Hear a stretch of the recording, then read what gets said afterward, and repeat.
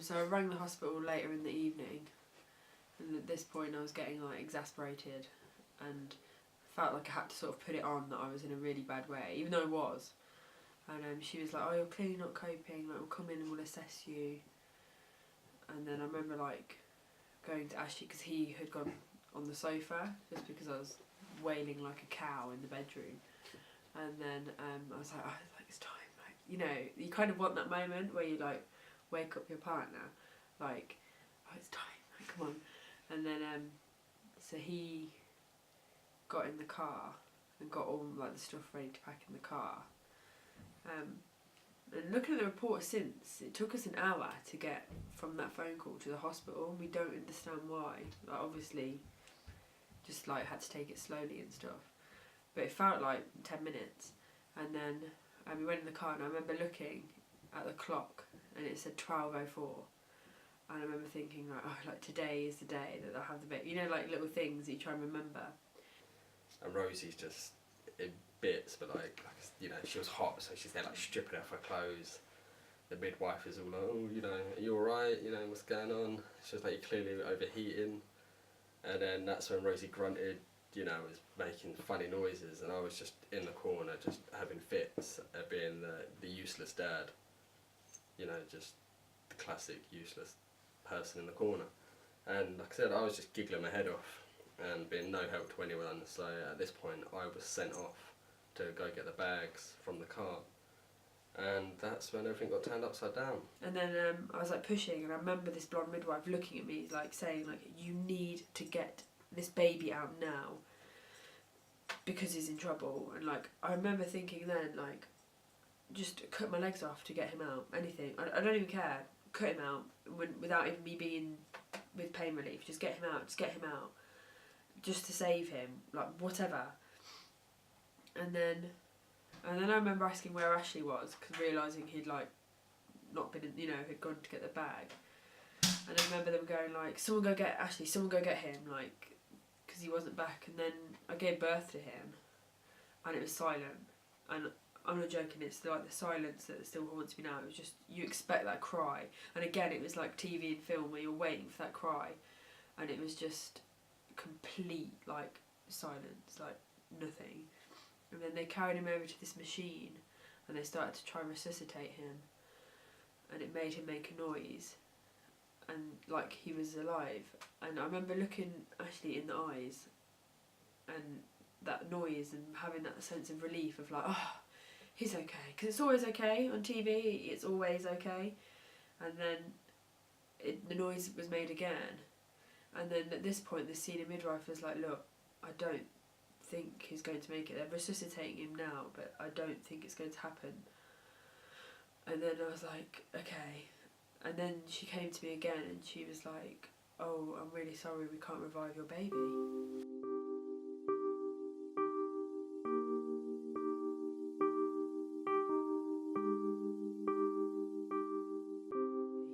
Blake came out, and as Blake came out, you could see there was like, what are they called? I mean, there was poo, but they've got a technical name for it, I don't know. He had pooed, and with that, I knew that's a bad sign, you know.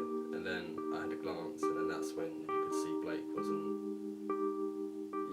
His skin was blistered. It was sort of like peeling off. You imagine like if you pickled yourself in a jar, for instance, eventually your skin would just fall off, and it was just like that. And I think at that point I know it sounds cruel, but you almost didn't want him to be feeling this. You didn't want him to be alive. You didn't want him to wake up, because that would just be agony, wouldn't it? That would just be horrible.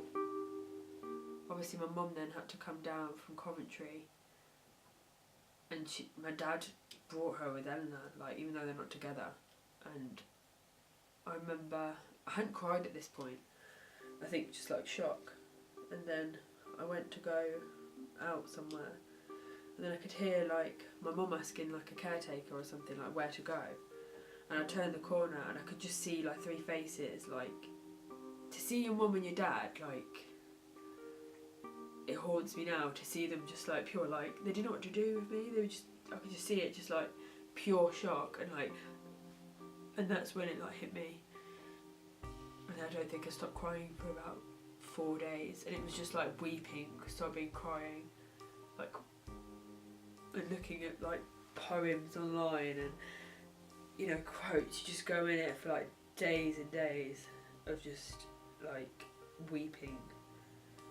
And then my mum took me home with her, I think, to just look after me, because I think Ashley was just couldn't look after me. And then, but I felt like when she took me home that I was leaving Blake. I was going in like the opposite direction and leaving him alone. And a couple of days later we went to go back to see him and say goodbye. I remember having to put him down for the last time. And we just had to put him, like, yeah, just kissed him on his head and put him down, and that was it. Me and Rosie, I think, grieve very differently. She surrounded herself with friends, like Rosie's mum came down, I think your sister was down at one point, everyone came down and banded together for Rosie. Whereas we lived on the edge of Ashdown Forest, and I literally just spent my days just walking in the woods and just seeing how far I could get each day before it could get dark, really, and then turn around. After he died, like I said, we had loads of messages and cards of people, and then people who had had like miscarriages and stuff, which is like not the same, like 100% a miscarriage is not the same thing, because he was born, and then all you've got is, you know, like your scan photos, and then the photos that you took when he was born, like just those 24 hours in hospital. And I didn't realise until after that you could actually take the baby home in a cold cot, which I kind of wish now I had done to like show him where his home would have been, and like showed him his little nursery and stuff. So I went to like a counselling group, like at the hospital. She invited me, and it was other mums that had lost their babies at that hospital. And I remember we had to go round and say when our son, like, or children were born, and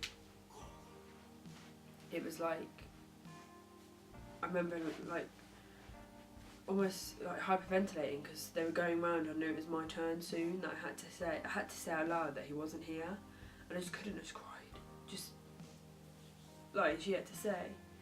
And Ashley didn't come with me because he didn't want to go anywhere with me like that, so I had to go on my own, and it was really tough, sort of. But then you heard of the people that had like lost their baby and then couldn't have any more children, and then I thought, oh God, that must have been awful, because at least I had the hope that I could have other children. And then a woman who had like, there was something wrong with her baby, and then she'd also lost another one as well. So, but it was kind of, it felt weird, it kind of felt nice that there were people worse than you were. It was really strange. So a lot of this are when his funeral was, obviously we asked people to bring flowers, and we wanted them to be like wild, nice flowers, because that's where we lived. We didn't want like, you know, baby or Blake in the flowers. Like, we just wanted nice, wild, like nice, fresh new things, especially being spring. So everyone brought flowers, apart from my dad, who brought like a cake of flowers. And I remember everyone walking with their like really big, like lovely bouquets, and he had like this little cake, and I could tell that he was like, oh no. But it was funny. But then everyone like wrote little cards for him, and I remember coming out of the funeral after and reading them, and I've kept them. And I remember it really nice as well, because people, they did just write like their names. They actually wrote like from Nana and Granddad, which meant like he was actually here. Like, you know, they recognised that he was like a grandson. My head of department did like little rocks with Winnie the Pooh, because at his funeral I wrote him a letter to Blake, and like I said everything that I wanted for him and stuff like that. And then I got a quote from Winnie the Pooh, and it was like, because obviously we lived in Ashdown Forest, the quote was to do with Winnie the Pooh because that's where that's set, so it all linked together.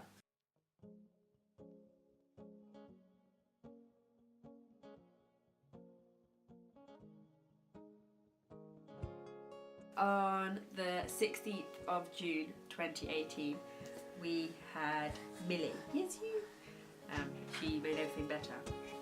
So when I found out that I was pregnant with Millie, it's like the dark cloud that I was sat under just disappeared. Like, it was ready to sort of, it was unbelievable. I was so excited, like more excited than I was with Blake, really, because it gave me like a little bit of hope. You were very scared, weren't you, throughout the whole, like you didn't come to scans or anything? No, it isn't. Hard to believe I didn't want this bundle actually. Yeah, I didn't come to scans, like, and I was excited initially. What are you doing? I was excited initially, and then anxiety kicked in big time, like really terrible anxiety that I was going to lose. Yeah, that I was going to lose her, and the same thing was going to happen. Sometimes I feel like he misses out what she gets, and watching her hit every milestone is what I miss with Blake. So it's kind of like bittersweet sometimes. You just want to say to Blake that we think about you every day and we love you, and happy birthday every year. It's not going to be the day that you died, but the day you were born, and we'll keep letting a balloon off for you and hope that you can see it every year. Well, I'm sure we'll see you again.